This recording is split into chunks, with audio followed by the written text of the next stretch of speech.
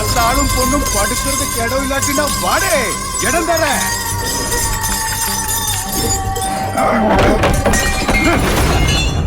வாடி வா என் ராசாத்தி கண்ணு அழகு மைதிலியே.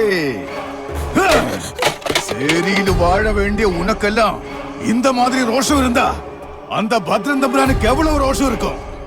48 மணி நேரம் டைம் தரேன். அதுவும் பிச்சை, தம்புரான் போட்ட பிச்சை. அதுக்குள்ள நீயும் ஆத்தாவும் இந்த இடத்துல இருந்து போகணும். புரியுதா? அம்மா